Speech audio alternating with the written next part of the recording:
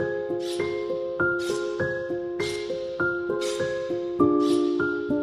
semua, Assalamualaikum warahmatullahi wabarakatuh, dan selamat datang kembali di channel Nisa Noir. Apa kabar semua? Semoga semua baik-baik saja ya. Alhamdulillah, hari ini kita akan membawakan video baru yang pastinya tidak kalah serunya dari video sebelumnya. Penasaran apa itu? Mari kita mulai.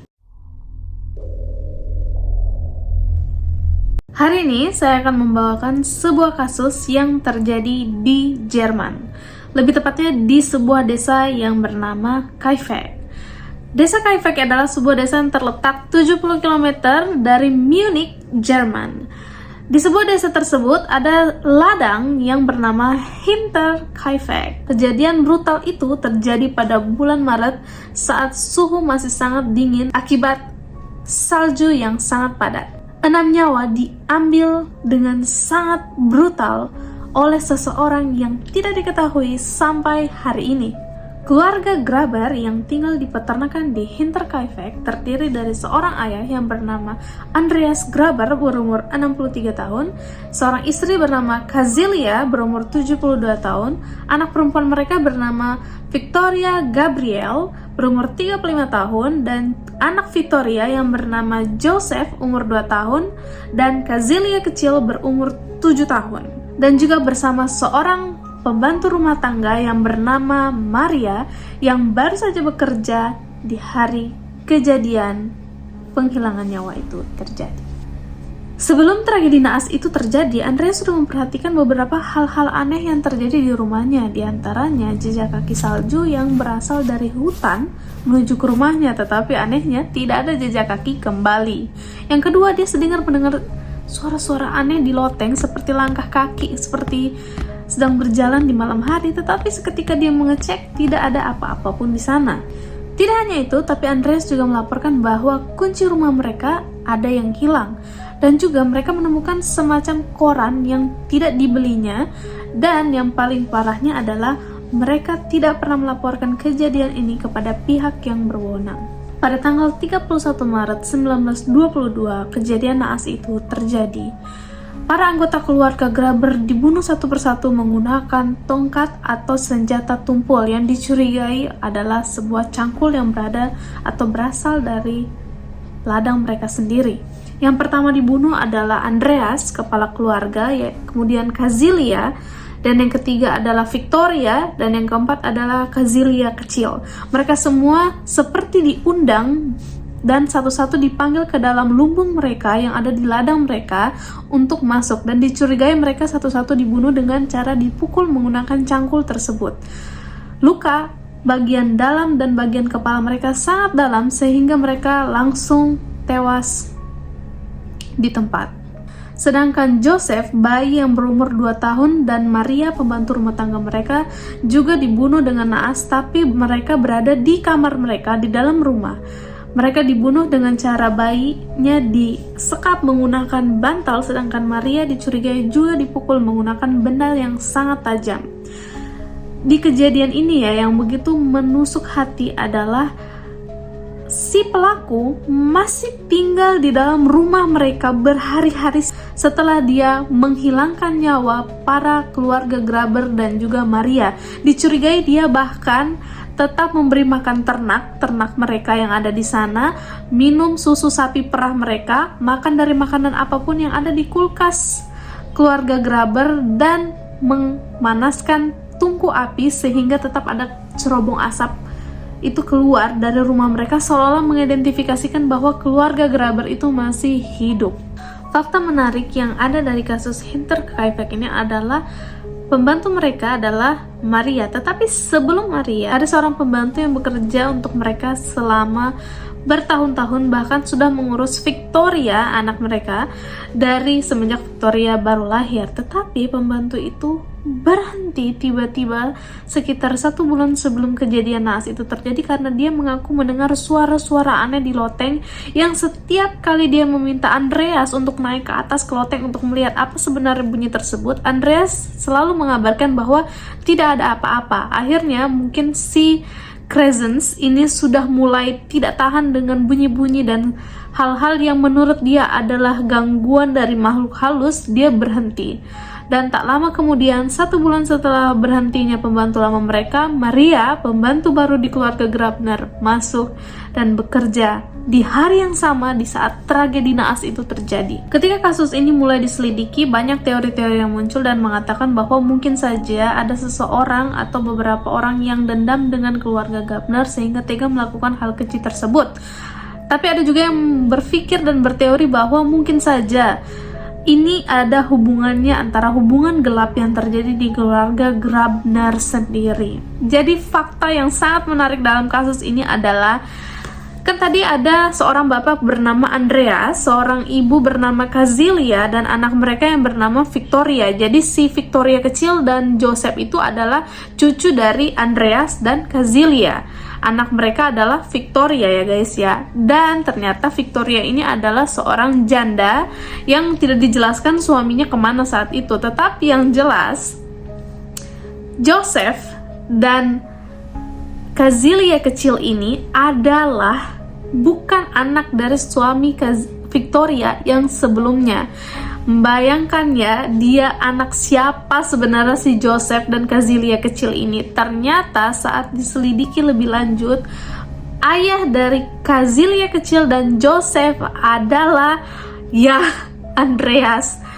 Jadi Andreas adalah bapak dari Joseph dan Kazilia kecil sekaligus kakeknya.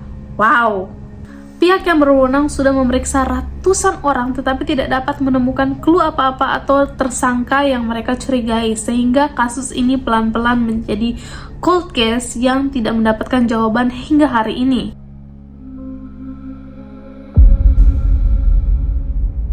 Ada beberapa teori ya guys ya mengenai sebenarnya siapa kira-kira yang berani melakukan hal keji tersebut kepada keluarga Graber. Teori yang pertama adalah seorang tetangga dari keluarga Graber sendiri yang bernama Lawrence Lichtenbauer. Maaf ya kalau salah pengucapan.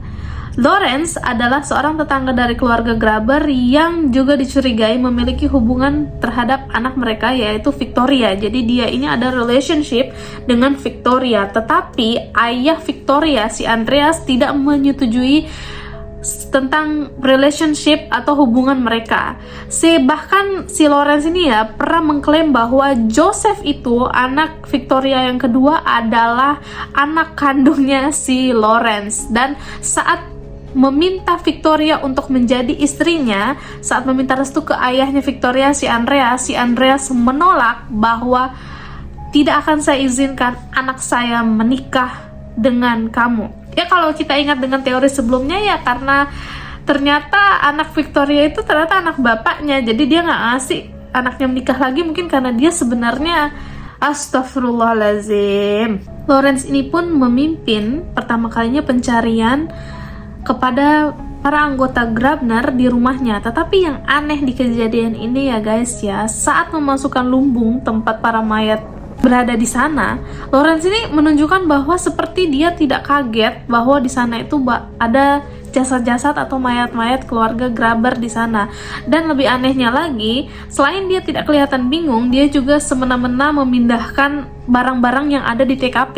Dia seperti memindahkan jasad dan memindahkan barang-barang yang ada di sana tanpa ada rasa empati di dalamnya. Banyak orang-orang yang berkata bahwa hal itu sebenarnya sangat mencurigakan, kok bisa ya dia tidak kaget dan sebagainya. Tetapi bukti yang nyata dan bukti yang langsung mengarahkan kepada Lawrence sebagai tersangka itu sebenarnya juga tidak pernah ditemukan. Jadi Lawrence juga tidak bisa ditetapkan sebagai tersangka karena kurangnya barang bukti yang menunjukkan dia sebagai seorang tersangka. Teori kedua adalah mantan pembantu keluarga Graber. Ingat kan tadi saya cerita bahwa keluarga Graber ini memiliki pembantu yang sudah lama sama mereka, yaitu sebelum si Maria. Dan banyak teori juga yang mengatakan bahwa mungkin saja si pembantu lama ini tahu mengenai hal-hal gelap atau hal-hal yang sangat mengerikan terjadi di rumah Graber itu, ataupun dia terlibat secara tidak langsung dengan pembunuhan ini. Tapi sekali lagi karena kurangnya bukti, maka dia tidak bisa ditetapkan menjadi tersangka. Teori ketiga adalah teori yang mengatakan bahwa mungkin pelakunya adalah seseorang yang mungkin pendatang atau seorang yang misterius. Ingat kan tadi ada jejak kaki yang dilihat sama si Andreas dari hutan itu mengarah ke rumahnya si Andreas, tetapi nggak ada jejak kaki seolah kembali keluar dari rumahnya si Andreas. Karena waktu itu lagi salju jadi kelihatan kan ada jejak kaki yang mengarah ke rumahnya. Nah, dicurigai bahwa seseorang itu datang dan menginap di loteng keluarga Grabner untuk beberapa hari sebelum dia melakukan pembunuhan keji tersebut. Namun, tetap tidak ada bukti nyata yang melihat atau yang ditinggalkan oleh seseorang yang ada di sana, atau mungkin seorang pendatang itu tidak pernah ada bukti kuat sehingga tidak diketahui itu pun siapa dan tidak ada bukti nyata bahwa dia pun ada. Tetapi yang pastinya siapapun itu dia tampak familiar dengan kebiasaan keluarga Graber dan dia tahu pasti di mana menyimpan alat-alat. Dia juga tahu di mana tempat mereka biasanya beraktivitas. Diketahui karena ingat akan ada kunci tadi yang hilang. Di sana ada kunci yang hilang dan di dalam lemari yang terkunci itu ada tempat penyimpanan alat-alat yang biasa digunakan dan salah satunya adalah apa? Ya, adalah cangkul, alat yang dipakai untuk menghilangkan nyawa keluarga Grabner. Teori terakhir adalah seseorang mantan tentara yang ingin membalas dendam dengan Andreas.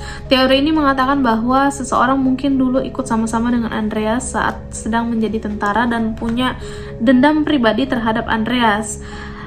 Teori ini muncul karena cara dia menghilangkan nyawa keluarga Graber itu sangat sistematis dan juga seperti tertata dan seperti dilakukan oleh seseorang yang sudah sangat terlatih.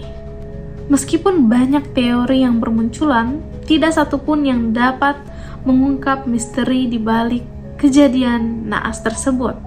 Bagaimana menurut kalian? Apakah ini adalah sebuah kisah yang kejahatannya didorong oleh sebuah hal atau sesuatu yang direncanakan dengan cerdas, atau ini hanya didorong oleh sesuatu dendam pribadi yang dibalut dengan emosi?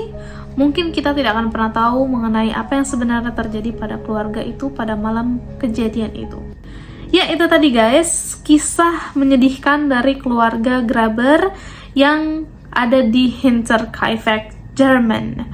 Bagaimana menurut kalian? Apakah sebenarnya ada seseorang yang patut dicurigai atau memang ini kira-kira tidak ada hubungannya dengan keluarga Graber, cuma mereka lagi sial aja dengan kejadian naas tersebut? Gimana? Saya pengen dengar pendapat kalian, tuliskan di kolom komentar di bawah mengenai apa kira-kira teori kalian, atau mungkin kalian bisa memunculkan suatu teori baru yang sangat wah. Tolong tuliskan di komentar di bawah. Jika kalian suka video seperti ini, tolong subscribe. Dan jangan lupa like-nya dan selalu nyalakan lonceng notifikasinya supaya tahu kalau Nisa Noir upload video lagi. Dan kalau kalian punya saran-saran mengenai apa yang harus dibahas selanjutnya, silakan tuliskan di kolom komentar. Saya senang hati membaca semua komentar kalian. Terima kasih banyak sudah menonton. Semoga semuanya sehat-sehat. Sampai ketemu di video kita yang berikutnya. Bye!